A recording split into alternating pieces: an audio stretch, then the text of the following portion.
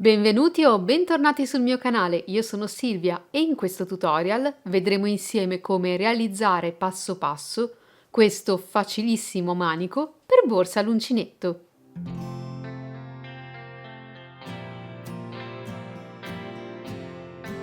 Si tratta di una tipologia di manico per borse che avevo già portato molti anni fa in un video tutorial proprio qui sul mio canale, ma ho pensato di rispolverare quel tutorial e arricchirlo con alcune nozioni e approfondimenti, così da crearvi una sorta di mini guida per realizzare un manico facilissimo per le vostre borse.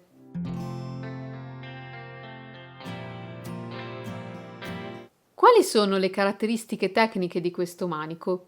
Può essere eseguito utilizzando qualsiasi tipologia di filato per borse e viene lavorato utilizzando semplicemente i punti base dell'uncinetto, quindi replicabile anche dai principianti. Ma soprattutto siete voi a scegliere le dimensioni del vostro manico in base alla tipologia di progetto borsa al quale volete applicarlo.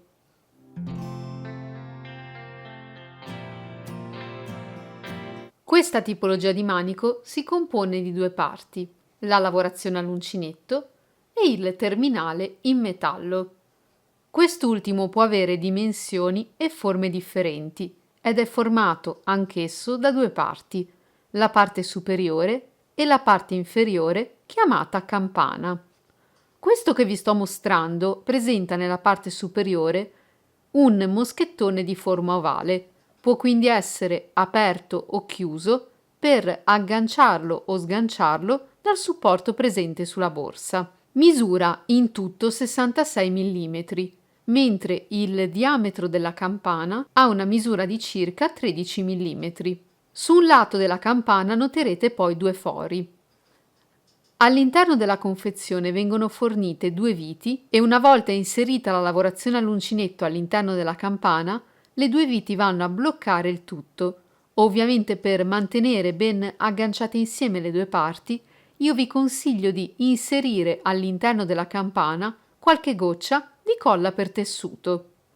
Come anticipato potreste trovare la parte superiore del terminale di forme differenti, ad esempio di forma tonda oppure di forma U, con o meno la presenza dell'effetto moschettone. E soprattutto potreste trovare delle campane di altezza ma soprattutto diametro differente. Le spiegazioni per la parte all'uncinetto che vedremo insieme tra poco sono universali. Potrete infatti adattarle a qualsiasi dimensione delle vostre campane. La parte all'uncinetto altro non è che un pannello che viene poi piegato su se stesso e cucito nella parte inferiore per essere poi inserito all'interno della campana. Se desideriamo dare maggior supporto al nostro manico, nel momento in cui andremo a piegare e a cucire il pannello, possiamo inserire all'interno un supporto, ad esempio un semplice pezzettino di corda. Vediamo quindi come creare insieme questa parte.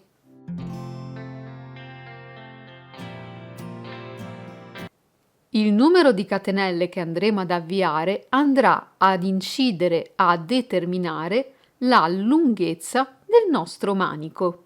Non abbiamo un multiplo da rispettare, possiamo quindi avviare il numero di catenelle che ci serve. Nell'avviare queste catenelle dobbiamo però tenere presente un particolare.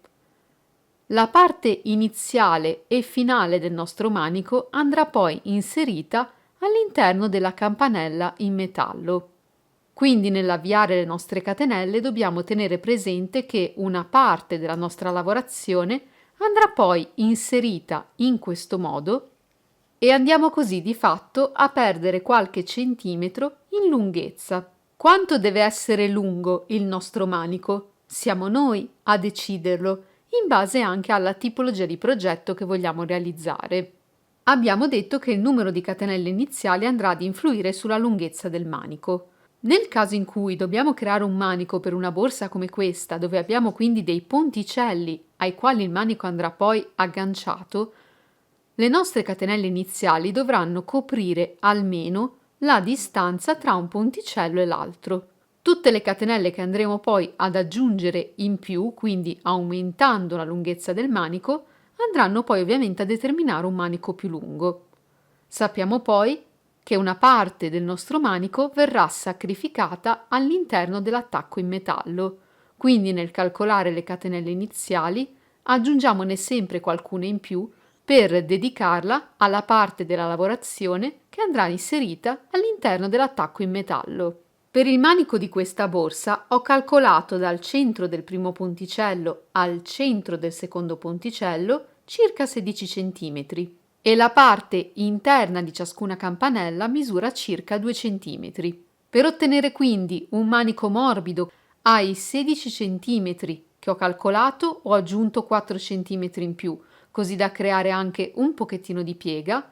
Ho aggiunto poi 2 cm per la parte interna del primo attacco e 2 cm per la parte interna del secondo attacco. Come capire quindi quante catenelle servono per ottenere una certa misura in centimetri? L'unico metodo sicuro è fare un piccolo campione. Avviate un certo numero di catenelle ed eseguite qualche giro di lavorazione a punto basso. Lo vedremo ovviamente insieme tra poco.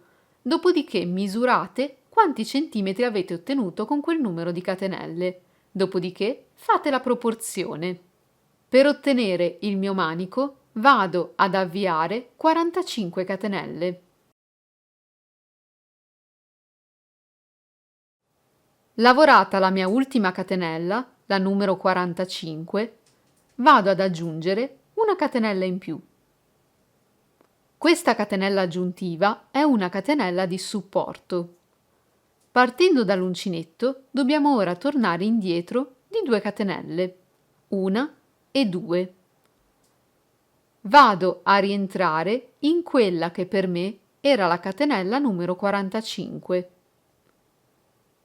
Vi entro all'interno, prendo il filo e lavoro un punto basso. Mi sposto nella catenella successiva e anche qui vi lavoro un punto basso. Proseguo lavorando una maglia bassa in ciascuna catenella che mi si presenta fino ad arrivare al termine del mio giro. Lavorata un'ultima maglia bassa nell'ultima catenella disponibile, abbiamo completato il nostro primo giro. Cominciamo il secondo giro realizzando una catenella e voltando il lavoro. Questa catenella è di supporto, non va a sostituire alcun punto. Il primo punto del nostro giro corrisponderà all'ultima maglia bassa che abbiamo lavorato nel giro precedente. Entriamo quindi in questo punto e vi lavoriamo un punto basso. Ci spostiamo poi sul punto successivo, dove anche qui lavoriamo un punto basso. Proseguiamo lavorando una maglia bassa su ciascun punto che ci si presenta fino ad arrivare al termine del nostro giro. Poiché non lavoriamo né aumenti né diminuzioni, se abbiamo lavorato correttamente, al termine di ciascun giro avremo sempre lo stesso numero di punti bassi. Avendo avviato 45 catenelle, poiché la catenella in più non viene contata, al termine di ciascun giro avrò sempre 45 punti bassi. Perché quando parlavamo di catenelle iniziali e di lunghezze vi ho consigliato di fare il campione e di controllare, di misurare quante catenelle corrispondono a tot centimetri? Perché se voi misurate le vostre catenelle senza lavorarle, quindi all'inizio, otterrete una certa misura in centimetri. Se invece misurate dopo qualche giro di lavorazione, ad esempio a questo punto, noterete che la vostra misura è aumentata perché le catenelle, una volta lavorate, hanno aumentato di pochissimo il proprio spessore. Quindi tutte le misure devono essere prese prima su un campione dopo aver lavorato qualche giro. In questo momento, dopo 2 giri di lavorazione, il mio pannello all'uncinetto ha un'altezza di circa 1,5 cm. Se utilizzate, ad esempio, un filato più spesso e con un numero di uncinetto più grande, potreste ottenere un risultato differente di misura maggiore. Perché è importante sottolineare questo aspetto? Perché in base al numero di giri di lavorazione che andremo ad eseguire, otterremo uno spessore diverso per il nostro manico. Questo mini manico che vi sto mostrando è stato eseguito con un uncinetto numero 7 e un filato molto spesso. In particolare ho lavorato a maglia bassa, in giri di andata e ritorno come abbiamo appena visto insieme, per un totale di 3 giri, dopodiché ho chiuso il mio manico. Se vado ad inserirne l'estremità all'interno dell'attacco in metallo, vedete come lo spazio della campanella sia stato perfettamente riempito, anzi la lavorazione all'uncinetto fa quasi fatica ad entrarvi all'interno. Se abbandono questo manico, prendo la lavorazione che stavo eseguendo e la piego a metà su se stessa, come se volessi chiuderla, una volta inserita nello spazio della campanella, vedete che rimane dello spazio libero all'interno? Questo vuol dire che dovrò lavorare ancora per qualche giro, a punto basso, finché, una volta chiuso il mio manico, questo non vada a riempire tutto lo spazio della mia campanella. Il numero di giri di lavorazione a punto basso che vi serviranno per riempire lo spazio della campanella dipenderanno quindi dalla tipologia di filato che avete scelto di utilizzare, dal numero di uncinetto e ovviamente dalla vostra mano di lavorazione. Per proseguire nei prossimi giri non dobbiamo far altro che realizzare una catenella di supporto, voltare il lavoro e partendo dal primo punto disponibile lavorare una maglia bassa su ciascun punto che ci si presenta, fino ad arrivare al termine del giro. Avendo già eseguito un primo manico con questa tipologia di filato, so che per riempire tutto lo spazio del mio attacco in metallo dovrò eseguire almeno 5 giri di lavorazione. In questo momento ne ho eseguiti 3. Devo quindi ripetere i passaggi che abbiamo visto insieme ancora per 2 giri, facendo una catenella, voltando il lavoro ed eseguendo una maglia bassa su ciascun punto. Dovete quindi, man mano che lavorate, fare le prove piegando la vostra lavorazione per capire se il numero di giri di punto basso che avete eseguito è sufficiente a riempire lo spazio del vostro attacco in metallo. Completati i 5 giri a punto basso, faccio una prova piegando a metà la mia lavorazione. La parte all'uncinetto entra agevolmente e va a riempire praticamente tutto lo spazio. C'è un piccolissimo margine che verrà occupato dalla chiusura del nostro manico, che andremo ora ad eseguire insieme con l'uncinetto. Al termine del giro facciamo sempre una catenella e voltiamo il lavoro.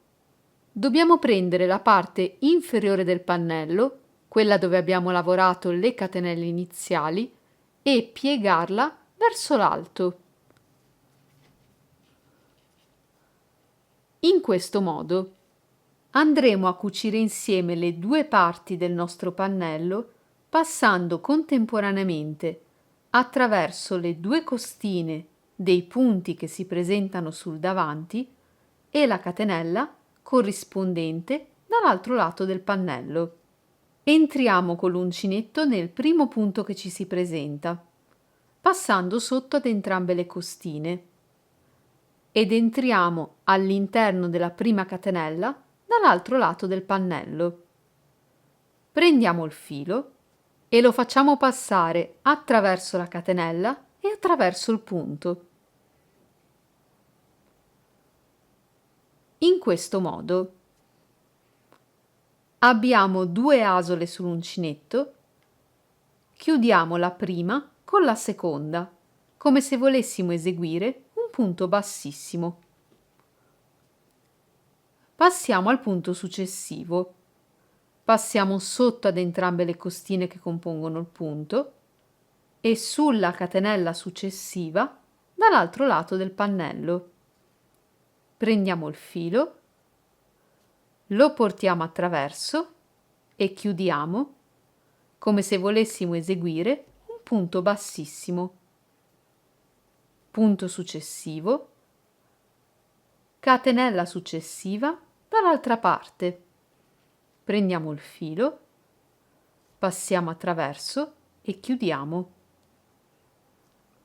Proseguiamo lavorando in questo modo per tutti i punti disponibili. Lavorato l'ultimo punto insieme all'ultima catenella, non ci resta che tagliare il filo, sfilare l'uncinetto e sfilare la nostra asola. Utilizzando un ago vado a bloccare il mio filo facendolo passare da una parte e dall'altra del pannello. Utilizzando l'ago lo faccio passare all'interno del manico stesso, dopodiché taglio il filo in eccesso. Questo sarà il nostro risultato. Avete visto, lavorando in questo modo, il manico ha già assunto una forma simil-circolare. Non ci resta che inserirne le due estremità all'interno dei terminali in metallo. Oltre a fissare il tutto con le viti in dotazione, vi consiglio di aggiungere una goccia di colla per tessuti all'interno del terminale. Io solitamente utilizzo questa della Gütermann. Inserisco la colla al centro del terminale, inserisco il manico, facendo attenzione a spingere la lavorazione all'uncinetto fino in fondo. Dopodiché, aiutandomi con un cacciavite, vado ad inserire le viti all'interno dei fori. Le viti devono ovviamente passare all'interno della lavorazione all'uncinetto. Una volta inserite le 4 viti, il nostro manico è pronto per essere utilizzato. Siamo così arrivati al termine di questo tutorial, questa mini guida per realizzare un manico facilissimo per le nostre borse all'uncinetto.